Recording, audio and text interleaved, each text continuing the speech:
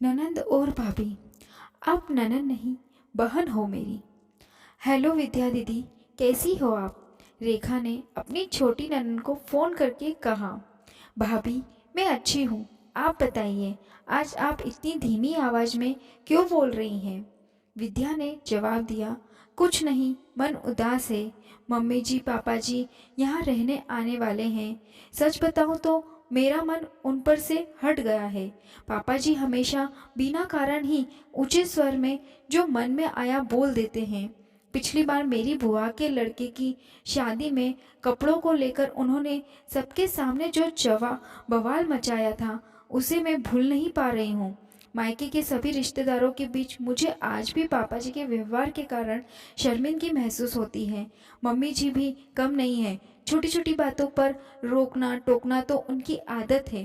अब जमाना बदल गया है, फिर भी घर में वही पुराने नियम कायदे, साड़ी पहनकर रखो, सिर पर पल्लू रखो। इतने सालों से मैं अकेली रह रही हूँ, अब मुझसे दोबारा ये सब नई नियम नहीं पाले जाएंगे।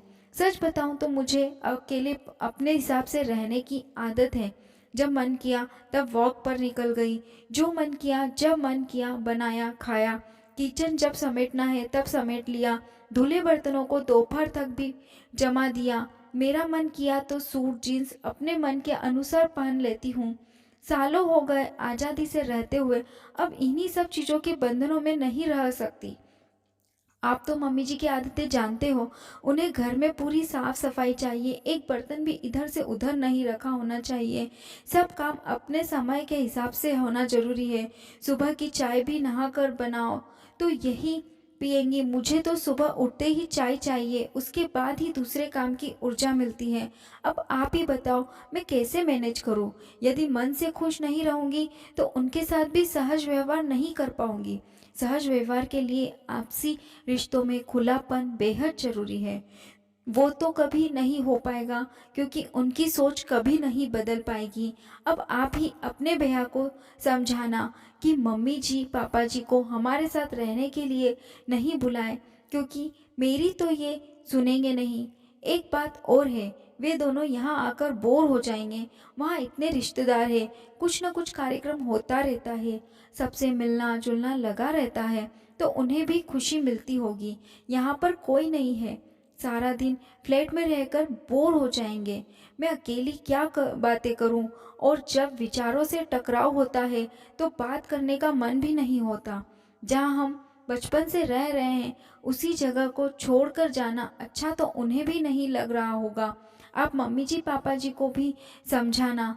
मैं कुछ बोलूँगी तो वो गलत समझेंगे। आपके भैया भी मेरी बात नहीं समझ पाएंगे। मेरी कोई बहन नहीं है, आप मेरी ननद नहीं बहन हो। आप ही हो जिससे मैं अपने मन की बात खुलकर कर पाती हूँ। रेखा ने अपनी ननद विद्या से कहा, भाभी, मैं आपके मन की बात अच्छे से समझ सकती हूँ, पर पापा मम्मी की इच्छा है अब आप लोगों के साथ रहने की। यह बात भी मैं जानती हूँ कि उनकी सोच में एकदम से बदलाव ला पाना मुश्किल है। भैया भी यह बात भली प्रकार समझते हैं, पर हर बेटे का माता पिता के लिए प्यार होता है, इसीलिए उन्हें सीधे तौर पर कुछ कही नहीं पाते। जरूर कोशिश करूंगी मम्मी को समझाने की, पर उनकी अपने बेटे बहू के साथ रहने की इच्छा को दबा नहीं सकती। आपकी स्थिति भी अच्छे से समझ सकती हूँ, क्योंकि मैं भी सालों से अकेले अपने पति और बेटे के साथ ही रह रही हूँ।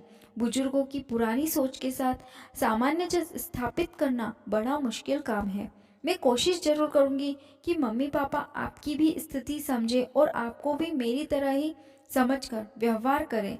जिस दिन बहू को भी बेटी समझकर उसकी ख्वाहिशों का सम्मान करना शुरू हो जाएगा, उसके साथ सहयोग की भावनाओं से व्यवहार किया जाएगा, उस दिन से ही हर घर परिवार में अपनेपन प्यार की खुशबू से महकने लगेगा।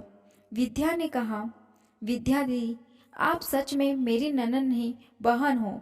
हर स्त्री यदि एक दूसरे को इस तरह समझे तो हर रिश्ते की गरिमा बनी रहेगी।